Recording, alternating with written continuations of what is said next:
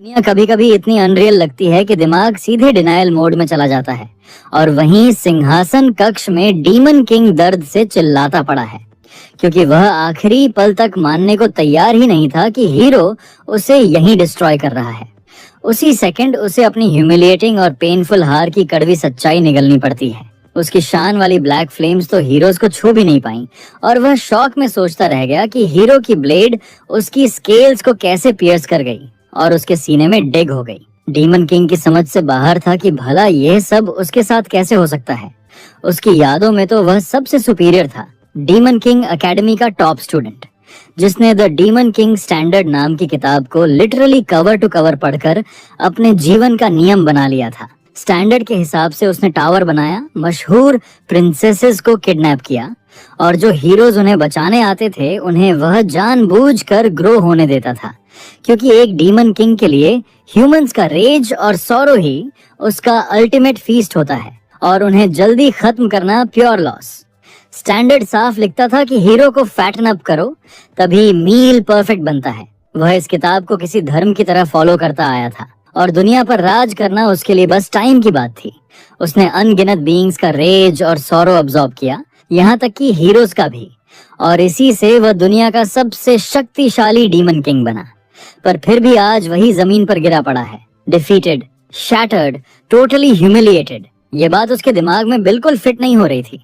Hero उसे trash बोलकर ताना मारता है कि सारे डीमन सेम ही होते हैं, खुद सेटअप करते हैं और फिर रिजल्ट देखकर शॉक हो जाते हैं।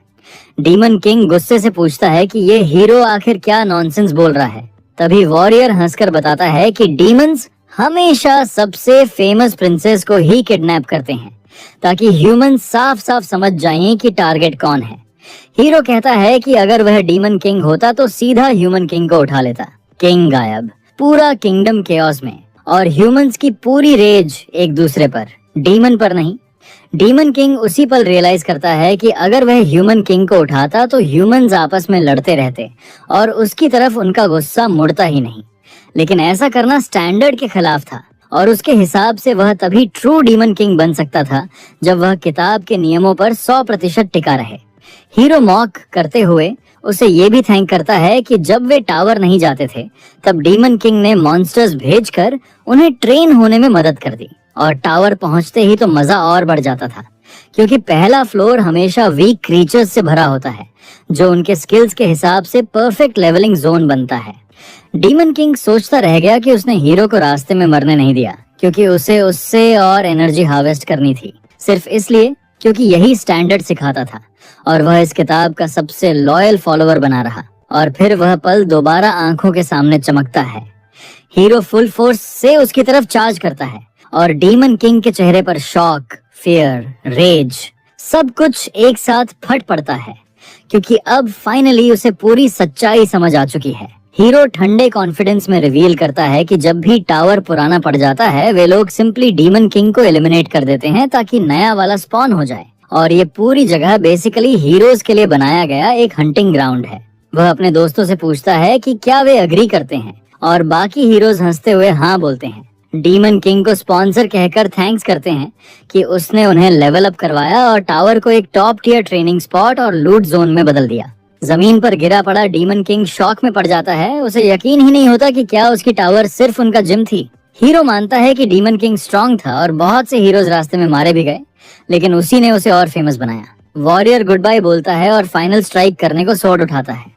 डीमन किंग फ्यूरियस हो जाता है, एक मामूली हीरो की हिम्मत कैसे हुई उसे ऐसे ह्यूमिलिएट करने की। जैसे जैसे उसकी लाइफ स्लिप होती है वह सोचता है कि डीमन किंग स्टैंडर्ड आखिर काम किसके आया। वह हार मानना नहीं चाहता और अपनी आखिरी ताकत समेटकर अपनी असली आइडेंटिटी बताने की कोशिश करता है। गुस्से की आखिरी चीख में वह अपनी बची हुई सारी एनर्जी रिलीज करते हुए चिल्लाता है कि वही डीमन किंग है।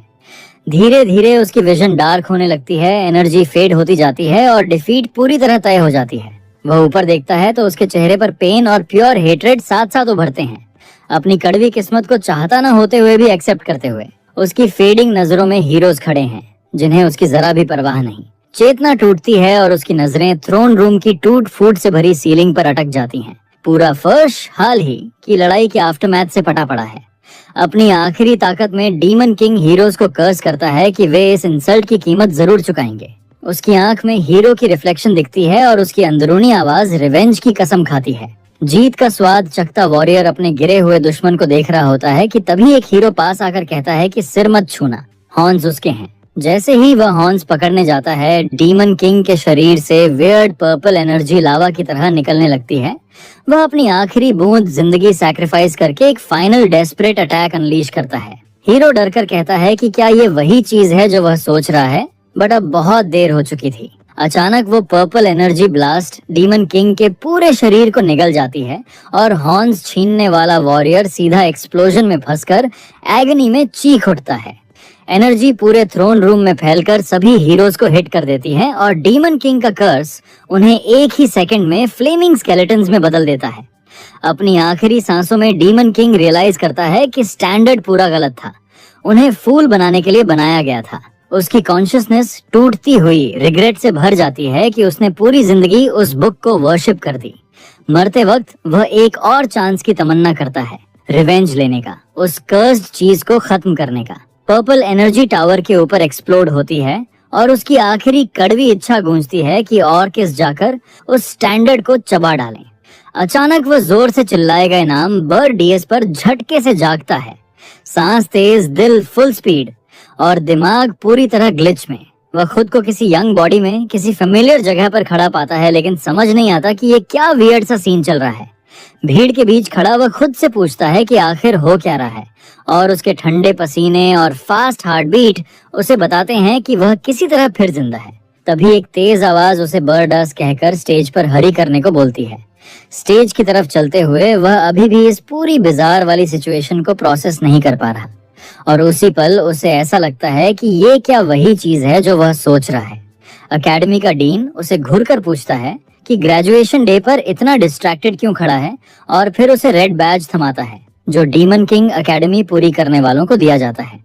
उसी सेकंड्स में उसके दिमाग में लाइट बल्ब ऑन हो जाता है। बर्ज फाइनली समझ जाता है कि वह करीब 15 साल पहले वापस आ चुका है अपने ग्रेजुएशन डे पर। उसे नहीं पता क्यों वह पास्ट में आया, लेकिन इतनी बड़ी अपॉर्चुनिटी देखकर उसकी सारी सेंसेस शार्प हो जाती हैं। फिर क्लास वैलेडिक्टोरियन बर्डस को न्यू डीमन किंग्स की ओथ पढ़ने के लिए बुलाया जाता है और सबके सामने वह डीमन किंग स्टैंडर्ड की प्रोजेक्शन और उसके 6 रूल्स के सामने खड़ा होता है।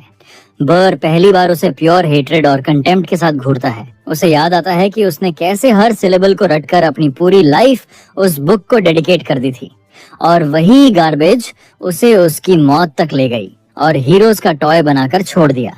बाकी ग्रेजुएट्स को देखते हुए उसे घिन्न होती है कि क्या उसे दोबारा यह नॉनसेंस पढ़ना पड़ेगा, और सबसे बुरी बात यह कि उसे सबके सामने उन रूल्स को फॉलो करने की ओथ लेनी है।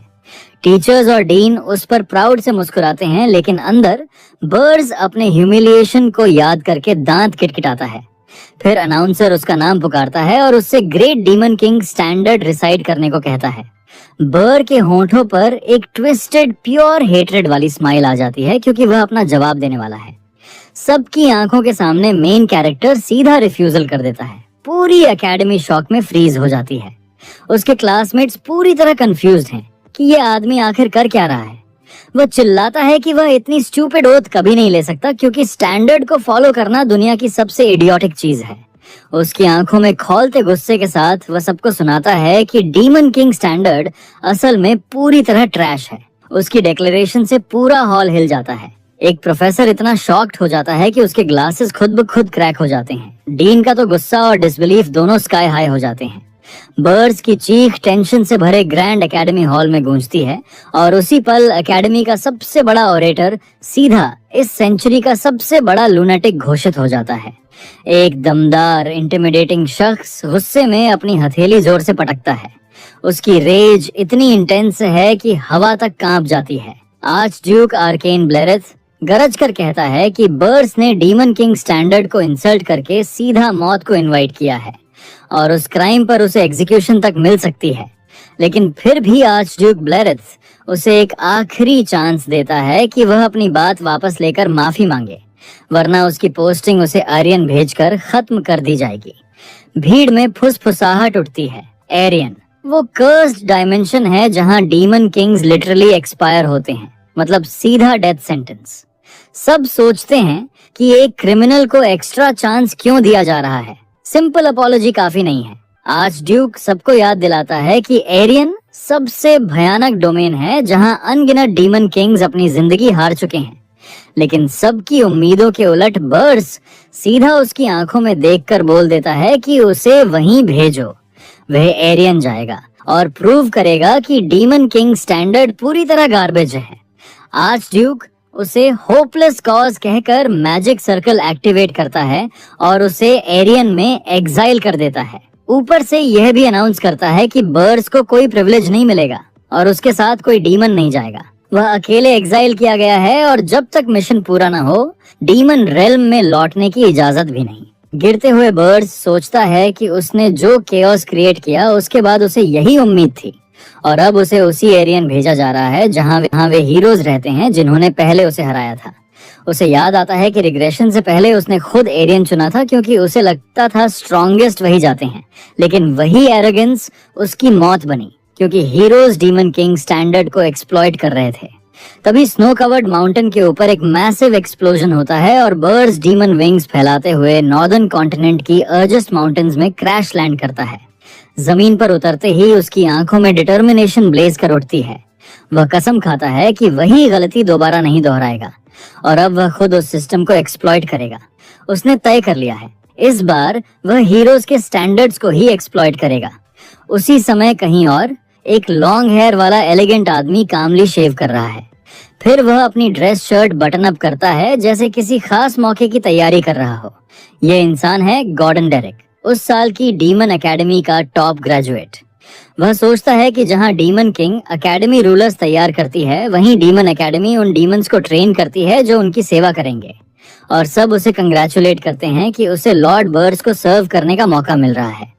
गॉर्डन मुस्कुराकर कहता है कि वहां से निकला हर डीमन किंग ग्रेट होता है, लेकिन उसकी सिनिस्टर स्माइल बताती है कि लॉर्ड बर्स उनसे भी ऊपर है। वह मानता है कि बर्स डिमोनिक ड्रैगन लिनिएज का प्योर प्रोडिजी है और उसके साथ ग्रेजुएट होना खुद में ब्लेसिंग है।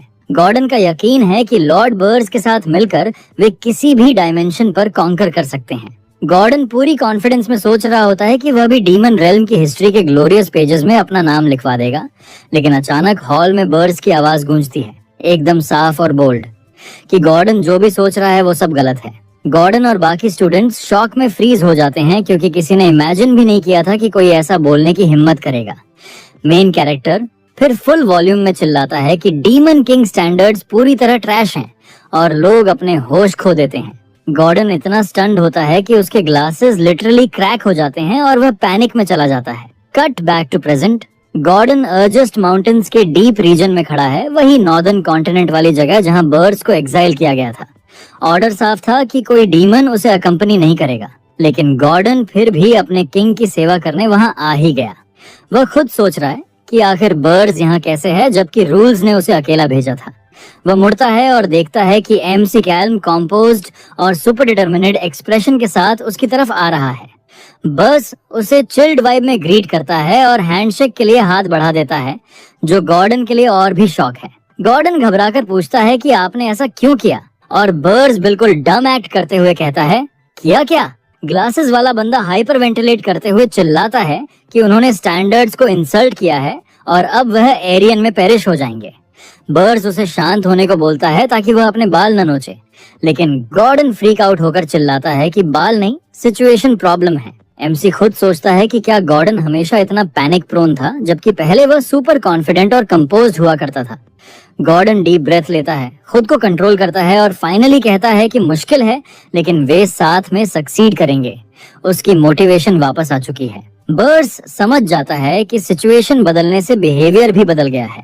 वह सोचना शुरू करता है कि क्या उसे गॉर्डन को रिग्रेशन वाली सच्चाई बता दे, लेकिन फिर छोड़ देता है क्योंकि गॉर्डन ऑब्वियस सोचता कि वह पागल हो गया है। थोड़ी देर बाद गॉर्डन बर्फ में बैठा हाँफ रहा होता है, कंफ्यूजन, पैनिक और इमोशनल मेल्टडाउन के बाद। फिर वह माफी मांगता है और वादा करता है कि वह अपना ड्यूटी पूरी तरह निभाएगा। एमसी बस शांत एक्सप्रेशन में कहता है, ठीक है। स्टैंडर्ड का पहला रूल कहता है कि डीमन किंग को अपना टावर ऐसी जगह बनाना चाहिए जो एक्सेसिबल हो, लेकिन गॉर्डन वार्निंग देता है कि यह जगह बेहद डेंजरस है और चारों तरफ माउंटेन्स हैं जहां से ह्यूमंस का आना ऑलमोस्ट इम्पॉसिबल है। एमसी उसकी बात पूरी तरह इग्नोर करते हुए फुल अथॉरिटी में बोलता है कि वह टावर यहीं बनाएगा। फिर वह स्नो में टावर सीड प्लांट करता है, सिसमस सी, जिसके ग्रो होने के लिए डीमन किंग ब्लड जरूरी होता है। ग्लासेस वाला बंदा हॉरर में चिल्लाता है कि बर्स स्टैंडर्ड्स के खिलाफ जा रहा है और अपनी डीमन किंग प्राइड ट्रैश में फेंक रहा है। एमसी अपने साथी की घृणा को समझता है, क्योंकि किसी भी डेमन के लिए इतनी गहरी जमी हुई आस्था को नकारना आसान नहीं होता, और वह सोचता है कि इंसान तभी ऐसी चीज छोड़ पाता है जब उसके साथ सचमुच कुछ एक्सट्रीम हो, जैसे मर जाना, जो उसके साथ हो चुका है। इसी सोच के साथ वह अपनी मुट्ठी इतनी जोर से भींचता है कि उसकी उंगलियों से खून बहने लगता है। फिर वह गॉर्डन से सीधा कहता है कि ये स्टैंडर्ड्स पूरी तरह ट्रैश हैं, खासकर एरियन में, और उसी खून की बूंदें वह सीड पर गिरा देता है। चश्मे वाला डेमन अपने राजा के शब्द और एटीट्यूड देखकर पूरी तरह हक्का बक्का रह जाता है। तभी एमसी के खून की एनर्जी पूरे बर्फीले पहाड़ों में फैलने लगती है। टावर का सीड खूंखार लाल चमक के साथ जल उठता है और तुरंत ही जमीन फाड़कर तेजी से बढ़ने लगता है। लाल एनर्जी की वेव फैलती है और बर्स अपने फैसले की वजह बताना शुरू करता है। वह बताता है कि एरियन हीरोज से भरा पड़ा है, हर तरफ, हर कोने में, और उसी पल उसके दिमाग में अपने पिछले जीवन में उसे हराने वाले हीरोज की यादें चमक कर लौट आती हैं। तभी टावर सिस्टम बोल उठता है, यूजर आइडेंटिफाइड, बरदास of the black flame demonic dragon tribe. पहचान पूरी होते ही टावर पूरी ताकत से जमीन चीरकर ऊपर उठने लगता है। बर्स समझाता है कि यहाँ आने वाले डीमन किंग इसलिए मारे गए क्योंकि ह्यूमंस ने एक हिडन मैकेनिज्म खोज लिया और उसी का इस्तेमाल स्टैंडर्ड्स को उनके खिलाफ मोड़ने में कर लिया। इस जमीन पर ये स्टैंडर्ड्स काम ही नहीं करते, इन्हें हीरोज स्टैंडर्ड्स कहना चाहिए। जिसे सुनकर गॉर्डन और भी कंफ्यूज हो जाता है। उनके सामने बर्फ और पहाड़ों के बीच एक डरावना विशाल टावर खड़ा हो जाता है और गॉर्डन हैरानी से ऊपर देखता रह जाता है कि उसके राजा ने सच में फॉरबिडन जगह पर टावर समन कर दिया। एमसी बिना हिचके टावर की एंट्री की तरफ बढ़ जाता है और साथी को आने को कहता है। दोनों पहले फ्लोर पर पहुंचते हैं जहां एक बहुत बड़ा और बिल्कुल खाली हॉल होता है। गॉर्डन बोल उठता है कि यहाँ तो कुछ भी नहीं है और बर्स कहता है कि बिना प्रिविलेज वाले किंग के लिए यही सही टावर है। वे 5वें फ्लोर तक डीमन किंग चेंबर में पहुंचते हैं और देखते हैं कि हर फ्लोर बिल्कुल खाली है। चश्मे वाला डेमन कहता है कि अब जब टावर बन गया है तो कम से कम सेकंड रूल तो फॉलो करना चाहिए। स्टैंडर्ड्स का दूसरा रूल कहता है कि डीमन किंग को किसी हाई बॉर्न प्रिंस या प्रिंसेस को किडनैप करना चाहिए। गॉर्डन अपने राजा से सलाह देने की अनुमति मांगता है और एमसी उसे अनुमति दे देता है। वह सुझाव देता है कि कोरजान की प्रिंसेस को किडनैप करना चाहिए ताकि किंगडम की रेज को एब्जॉर्ब करके वह जल्दी ग्रो कर सके। उसे पूरा भरोसा था कि एमसी इसे मना कर देगा, लेकिन बर्स बिना किसी ड्रामा के उसे मान लेता है, जिससे गॉर्डन लिटरली शॉक में जम जाता है। एमसी कहता है कि उसके दिमाग में पहले से ही एक प्रिंसेस है और वह गॉर्डन को आदेश देता है कि वह टावर की रक्षा करे जबकि वह खुद निकल रहा है। यह सुनकर चश्मे वाला डेमन राहत की सांस लेता है और सोचता है कि उसका राजा बस ग्रेजुएशन के प्रेशर में था। फिर वह पूछता है कि बर्स आखिर किस प्रिंसेस को टावर में लाने की सोच रहा है। तभी एमसी दरवाजे पर रुककर पीछे मुड़ता है और पूरी सीरियसनेस के साथ अपनी बोल्ड प्लान रिवील करने की तैयारी करता है। वह महाद्वीप के सबसे दूर बसे हुए नेशन हिल्ड्रिन किंगडम जा रहा है। इसी के साथ सीन कट होकर एक शानदार रोशनी से भरे कमरे की बालकनी पर पहुंचता है, जहां शांत सितारों से भरी रात चमक रही है।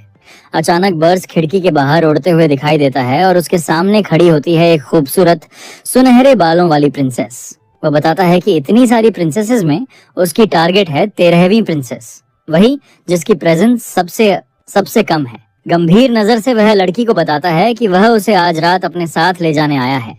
प्रिंसेस उसे शांत और जिज्ञासु नजरों से देखती है, बिल्कुल भी डर की झलक नहीं। मासूम और मुलायम आवाज में वह पूछती है कि वह है कौन और यहाँ क्या कर रहा है। बर्स सीधा अपना परिचय देता है कि वह डीमन किंग है और उसे किडनैप करने आया है, लेकिन प्रिंसेस अचानक मुस्कुराती है और ऐसी बात पूछती है जिससे एमसी लिटरली कंफ्यूज हो जाता है। वह पूछती है कि क्या वह सच में उसे संभाल सकता है। बर्स कुछ नहीं समझ पाता, उसे यह सवाल अजीब लगता है और वह सोचता है कि कहीं वह उसके साथ मजाक तो नहीं कर रही, क्योंकि वह एक डीमन किंग है। तभी प्रिंसेस अपने हाथ आगे बढ़ाती है और कहती है कि वह उसके साथ चलने के लिए तैयार है।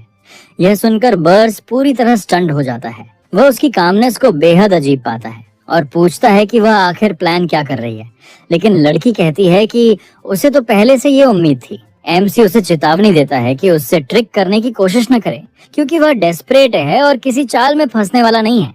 प्रिंसेस कहती है कि वह कुछ भी प्लान नहीं कर रही, क्योंकि ट्रैप लगाने का कोई भी तरीका नहीं था। जब उसे पता ही नहीं था कि बर्स आने वाला है, बर्स मानता है कि उसकी बात सॉलिड है, पर फिर भी दिल के अंदर एक अजीब सा डिस्कम्फर्ट बना रहता है। प्रिंसेस दोबारा हाथ बढ़ाकर पूछती है कि क्या वे जा सकते हैं, और इससे एमसी की सस्पिशन और बढ़ जाती है।